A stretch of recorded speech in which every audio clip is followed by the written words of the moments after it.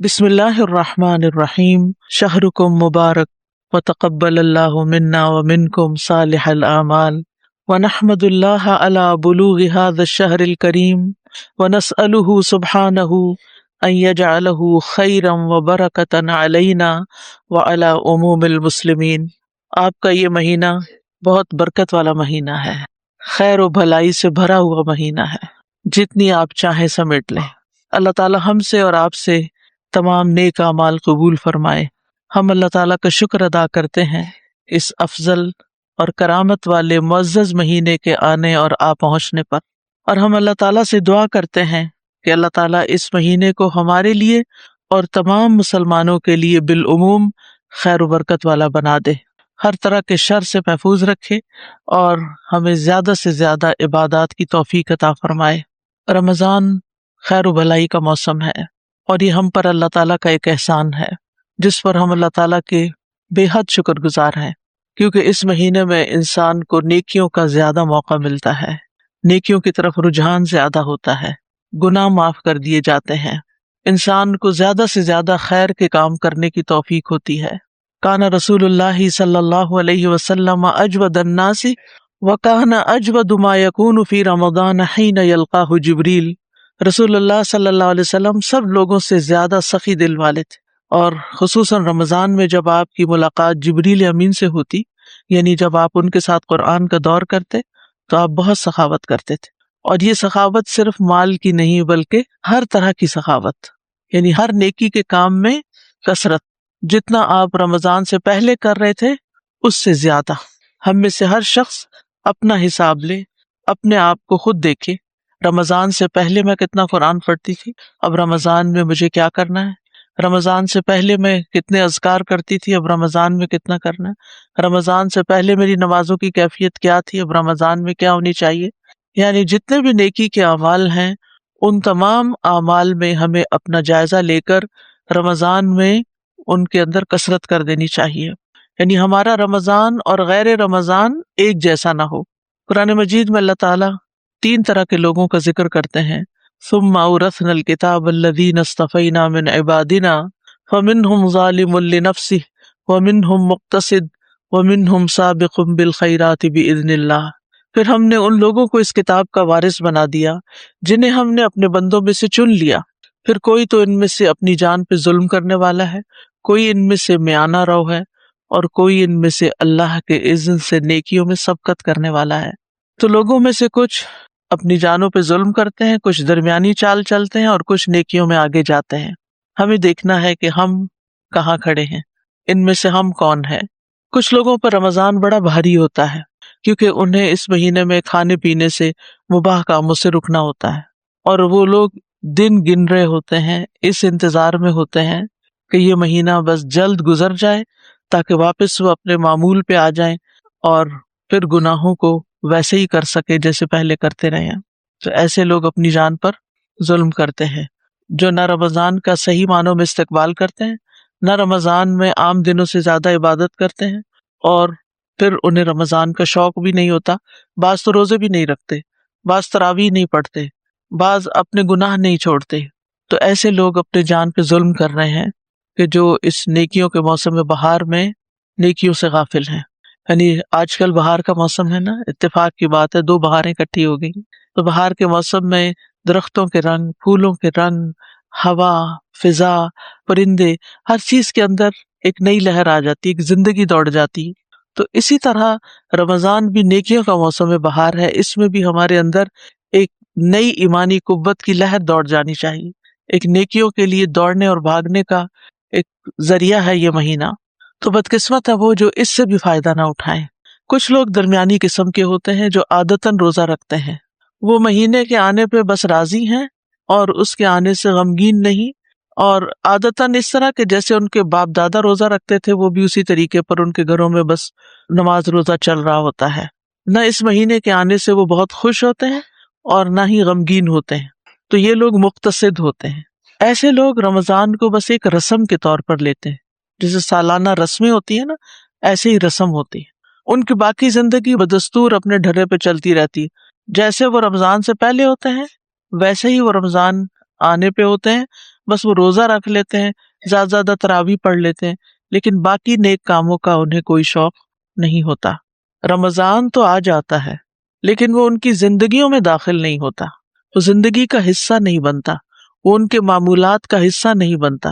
روزہ رکھ کے نہ ان کے دل نرم پڑتے ہیں، نہ ان کے اندر عجز پیدا ہوتا ہے، اور نہ ہی جائز ناجائز کے درمیان تمیز کرنے کی کوئی حس بیدار ہوتی ہے۔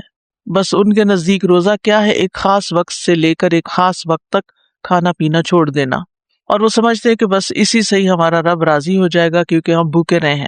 تو یہ صرف ایک رسم بن گیا ہے ان کے ہاں، یعنی جیسے ایک رسم نہ کی تو دوسری کر لی، ایک رسم گزری تو دوسری، اور رمضان کی رسم گزرے گی تو شادیوں کی رسم شروع ہو جائے گی۔ تیسری قسم کے لوگ نیکیوں کے شوقین ہوتے ہیں، سابقون بالخیرات باذن اللہ، اللہ کے اذن سے نیکیوں میں سبقت کرتے ہیں، آگے بڑھتے ہیں۔ تو ہم نے کیا کرنا ہے، عام دنوں کے مقابلے میں ان دنوں میں نیکیوں میں آگے بڑھنا ہے اور شوق کے ساتھ بڑھنا ہے۔ یہ وہ لوگ ہیں جو رمضان کے مہینے کے آنے سے پہلے انتظار کرتے ہیں، دن گنتے ہیں، کتنے دن رہ گئے ہیں رمضان میں، کب آئے گا رمضان، آج چاند دکھائی دے گا یا کل دے گا، پتہ نہیں آج روزہ بنے گا یا کل بنے گا۔ اور وہ اس مہینے میں توبہ کی بھی تجدید کرتے ہیں، گناہوں کو بھی چھوڑتے ہیں، اور زیادہ سے زیادہ تقوی کے حصول کی کوشش کرتے ہیں، کیونکہ رمضان کا مہینہ ہے ہی اس لیے تاکہ ہم اس میں تقوی حاصل کر سکیں۔ یا ایھا الذین آمنوا کتب علیکم الصیام کما کتب علی الذین من قبلکم لعلکم تتقون۔ یہ مہینہ آیا اس لیے تاکہ ہمارے اندر تقوی پیدا ہو۔ تو رمضان آنے سے ان کے اندر ایک خوشی کی لہر دوڑ جاتی۔ اب جب رات دیر سے رمضان کا پتہ چلا تو پھر کیسی لہر دوڑی، ہم سب اپنا جائزہ لے سکتے ہیں۔ بالکل ایسے ہی جیسے کسی بچے کے پیدا ہونے کی خوشخبری آتی ہے نا، تو آپ کھل اٹھتے ہیں۔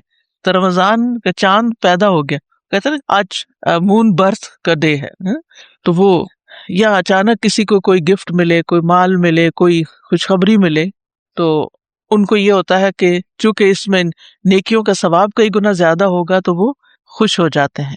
تو یاد رکھیے کہ روزہ اللہ سبحانہ تعالیٰ نے اس کی نسبت اپنی طرف کی ہے اور اس کا اجر بھی بہت بڑا بتایا ہے، لہٰذا یہ جو سابقون بالخیرات ہیں اس کے عظیم اجر کی وجہ سے یہ خوش ہوتے ہیں، اور خود بھی خوش ہوتے ہیں اور دوسروں کو بھی اس کی مبارک دیتے ہیں، رسمی مبارک نہیں، اللہ کے واسطے۔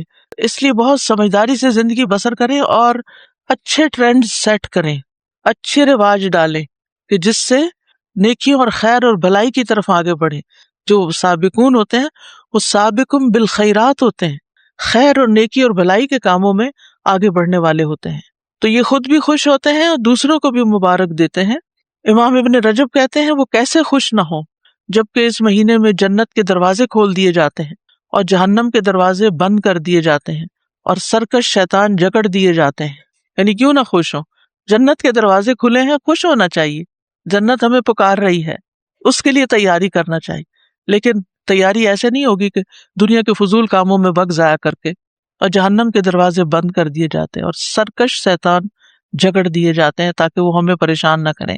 تو ہر عقل مند انسان ان خوشخبریوں کی وجہ سے اس مہینے کے آنے پہ خوش ہوتا ہے، ایسا ماحول بن جاتا ہے کہ انسان اللہ کی طرف پلٹنا آسان سمجھتا ہے۔ اور پھر یہ ہے کہ ہر رات اللہ تعالیٰ لوگوں کو جہنم سے آزاد کرتے ہیں، تو ہر رات دعا کرنی چاہیے کہ اللہ میری جان کو آپ جہنم سے آزاد کر دیں، مجھے جہنم سے بچا لیں، اور یہ ہر رات ہوتا ہے۔ اور یہ لوگ اتقا ہیں جو آگ میں کبھی داخل نہیں ہوں گے، جن کو آگ سے آزاد کر دیا جائے گا ایک دفعہ تو پھر یہ جہنم میں داخل نہیں ہوں گے، کیونکہ کچھ لوگ جنت میں جائیں گے مگر جہنم سے ہو کر۔ تو ہمیں اس مہینے میں زیادہ سے زیادہ وقت توجہ کے ساتھ اپنی عبادت کی طرف گزارنا چاہیے۔ روزہ پچھلی شریعتوں میں بھی رہا ہے اور اللہ سبحانہ تعالیٰ نے قرآن مجید میں اس کا ذکر کیا ہے، اور پھر یہ ہے کہ صفات مختلف رہی ہیں۔ تو بہرحال اللہ سبحانہ تعالیٰ چاہتا ہے کہ ہم زیادہ زیادہ اس کے قریب آ جائیں، اور اس کے لیے اس نے یہ رمضان کا مہینہ رکھا ہے۔ اگر کوئی بندہ شکر گزار ہے تو اللہ تعالیٰ اس کو عذاب نہیں دینا چاہتا۔ ما یفعل اللہ بعذابکم ان شکرتم وآمنتم وکان اللہ شاکرا علیما۔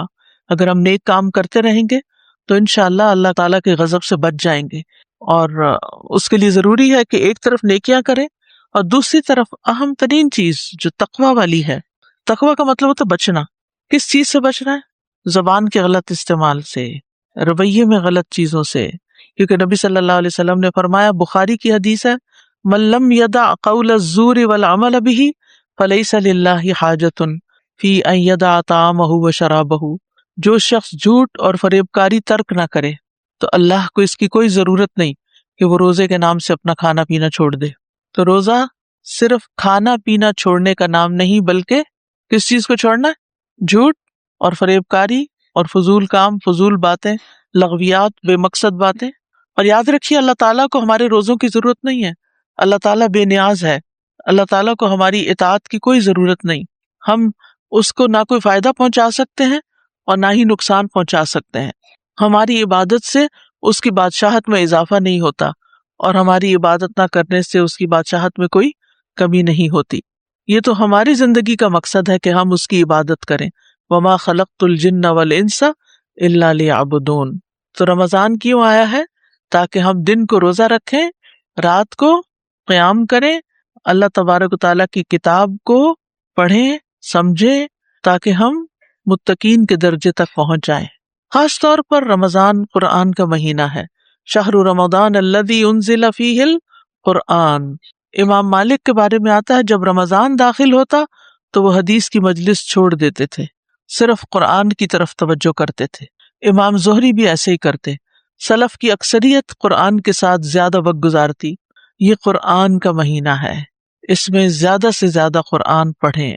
حضرت عمرو بن العاص کے بیٹے عبداللہ بن عمرو جو تھے، ان سے نبی صلی اللہ علیہ وسلم نے فرمایا کہ قرآن کی قرات 1 ماہ میں مکمل کر لیا کرو، کیونکہ وہ بہت زیادہ پڑھتے تھے۔ انہوں نے کہا اللہ کے رسول، میں اس سے زیادہ افضل عمل کی طاقت رکھتا ہوں۔ آپ نے فرمایا 20 دن میں پڑھ لیا کرو۔ انہوں نے عرض کیا اللہ کے نبی، میں اس سے بھی زیادہ کی طاقت رکھتا ہوں۔ آپ نے فرمایا ہر 10 دن میں پڑھ لیا کرو۔ ان کا اللہ کے نبی صلی اللہ علیہ وسلم، میں اس سے افضل عمل کی طاقت رکھتا ہوں۔ آپ نے فرمایا 7 دن میں پڑھ لیا کرو اور اس سے زیادہ نہ کرو۔ تم پر تمہاری بیوی کا حق ہے، تمہارے مہمانوں کا حق ہے، تم پر تمہارے جسم کا حق ہے۔ وہ کہتے ہیں کہ میں نے اپنے اوپر سختی کی تو مجھ پر سختی کی گئی، اور آپ نے مجھ سے فرمایا تم نہیں جانتے شاید تمہاری عمر طویل ہو، یعنی پھر بڑھاپے میں کیا کرو گے۔ کہتے ہیں کہ میں اسی کی طرف آ گیا جو مجھے رسول اللہ صلی اللہ علیہ وسلم نے بتایا تھا۔ جب میں بوڑھا ہو گیا تو میں نے پسند کیا کہ میں کاش نبی صلی اللہ علیہ وسلم کی رخصت قبول کر لیتا۔ تو اہل علم تو کہتے ہیں کہ سارا سال ہر مہینے قرآن ختم ہونا چاہیے، اور جو ہر مہینے قرآن ختم نہیں کرتا وہ قرآن کو چھوڑے ہوئے حاجر القرآن ہے۔ لیکن رمضان میں تو ہر سورت ایک قرآن مکمل ہونا ہی چاہیے، یعنی تلاوت کر کے ایک قیام میں سن لیں، اور ایک اگر ہو سکے تو ترجمے سے پڑھ لیں، سن لیں، دورہ قرآن کر لیں۔ تو بہرحال اس مہینے کی خیر سے محروم نہیں ہونا۔ جو اس مہینے کی خیر و برکت سے محروم رہا وہ ہر خیر سے محروم رہا، اور خاص طور پر لیلۃ القدر تو اس کی تیاری ابھی سے کریں گے انشاءاللہ تو اللہ تعالیٰ نصیب بھی کرے گا، کیونکہ اس میں ایک رات کی عبادت 83 ایئرز کی عبادت سے بڑھ کر ہے۔ بہرحال یہ توبہ اور رجوع کرنے کا مہینہ بھی ہے، اور اجر کمانے کا مہینہ بھی ہے، اللہ تعالیٰ سے معافی مانگنے کا مہینہ ہے۔ اللہم انک عفو تحب العفو فاعف عنا، خوب خوب دعائیں کرنے کا مہینہ ہے۔ آپ سب کے پاس دعائیں ایپ ہے؟ اگر نہیں ہے تو آپ یہ ایپ ڈاؤن لوڈ کر لیں، اور دن میں کئی دفعہ اس کو کھول کر دعائیں پڑھتے جائیں، یعنی مانگتے جائیں، کیونکہ اس میں الحمدللہ میکسیمم کوشش کی گئی ہے کہ جو بھی اچھی دعا قرآن و سنت سے ہمیں ملے وہ اس میں جمع کرتے جائیں۔ اور اسی طرح البرد المصفى المختار جو ہے وہ بھی اس میں موجود ہے، تو آسانی ہے سفر کرتے ہوئے، راستے میں آتے جاتے، روزہ کھلنے سے پہلے، کھانے کی میز پہ بھی، ایون کہیں پر بھی آپ زیادہ سے زیادہ دعائیں مانگیں، کیونکہ روزہ دار کی دعائیں بھی قبول ہوتی ہیں۔ پھر یہ کہ صدقہ اور خرچ کرنے کا مہینہ ہے، تو صدقے میں بہت سی چیزیں ہیں، اور اس میں آپ مختلف طریقے سے صدقہ کر سکتے ہیں۔ اس میں سے ایک روزہ کھلوانا بھی ہے، اور یہ ضروری نہیں کہ غریبوں کا روزہ کھلوایا جائے، آپ کسی کا بھی روزہ کھلوا سکتے ہیں، کسی کے بھی کھانے کا بندوبست کر سکتے ہیں۔ اور مجھے تو یہ بہت ہی اچھا لگتا ہے کہ ماشاءاللہ اس وقت ہاسٹل میں 500 کے قریب لوگ ہیں، بلکہ زیادہ ہی ہوں گے، میل سٹاف کو بھی شامل کر لیا جائے تو اگر ایک دن روزہ کھلوا لیتے ہیں تو اتنے سارے لوگوں کا، یعنی 500 لوگوں کے روزے کا ثواب مل جائے گا۔ تو انشاءاللہ ابھی آنے سے پہلے عمارہ نے سب سے پہل کی تھی کہ میں نے کھلوانا ہے روزہ، تو آج کا انشاءاللہ اس کی طرف سے ہوگا۔ تو پیسے جمع کرا دیے. تو آپ بھی یہ کر سکتے ہیں کہ یعنی ایک ایک کلاس، ایک ایک گروپ مل کے بھی کر سکتے. مجھے معلوم ہے کہ اسٹوڈنٹ لائف میں اتنے پیسے نہیں ہوتے، لیکن نیکی کرنے کا ایک رجحان ہمارے اندر ہونا چاہیے. آپ اپنے پیرنٹس کو کہہ سکتے ہیں وہ کنٹریبیوٹ کریں، ہاسٹل اسٹوڈنٹس کے لیے کھانے کا انتظام کریں. اسی طرح اور جگہوں پر بھی آپ اپنے خاندان کے سارے لوگوں کا دیکھیں کہ کہاں کہاں کون ضرورت مند ہے، کس کو میں کیا بھجوا سکتی ہوں. کیونکہ اس وقت جو مہنگائی کی صورتحال ہے اور ہر روز جس طرح بڑھ رہی ہے، اچھے اچھے گھرانے جو ہیں اس کی زد میں ہیں. آپ یقین کریں صبح میں جب سحری کھا رہی تھی تو میرے اندر ہی اندر ایک تکلیف دوڑ رہی تھی کہ میں تو یہ کھا رہی ہوں.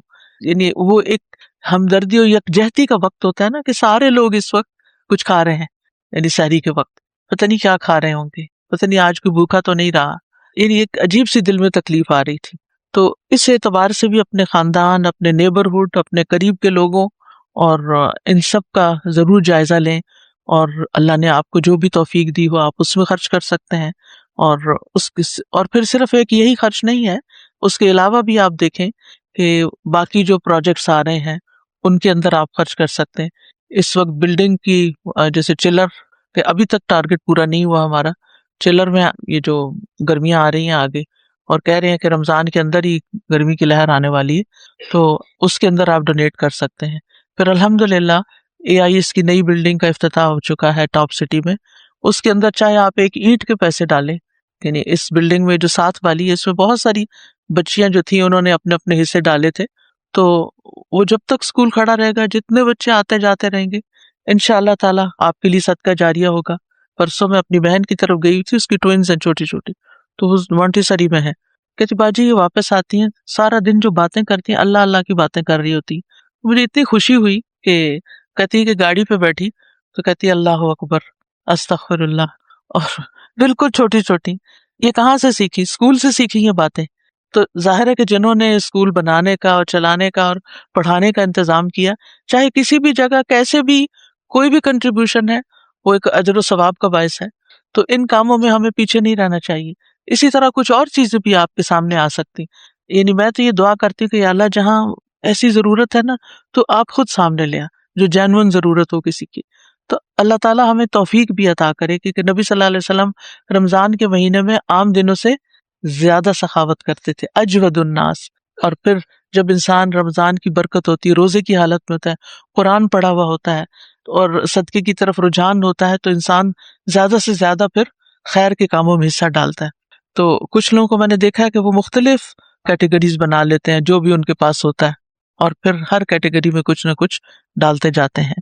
تو یہ مہینہ سستی کرنے کا مہینہ نہیں ہے کسی بھی معاملے میں، صرف سوتے رہنے کا مہینہ نہیں ہے، صرف بہترین افطار بنانے کا مہینہ نہیں ہے کہ آپ افطاری میں بے شمار اپنے لیے پکوان بنا لیں، بلکہ کوشش کریں کہ کم سے کم ہو اور باقی جو ہے وہ دوسروں کو دینے والے ہوں. پھر اسی طرح یہ قیام ہے تو قیام میں سستی نہیں کرنی. دن کو اتنا آرام ضرور کر لیں کہ جس کی وجہ سے آپ کا قیام اللیل اچھا ہو سکے، کیونکہ یہ محنت کا مہینہ ہے. غزوہ بدر رمضان میں ہوئی، فتح مکہ رمضان میں ہوئی. اس سے کیا پتہ چلتا ہے کہ رمضان کی وجہ سے بڑے بڑے کام جو کر رہے ہیں ہم وہ رکنے نہیں چاہیے.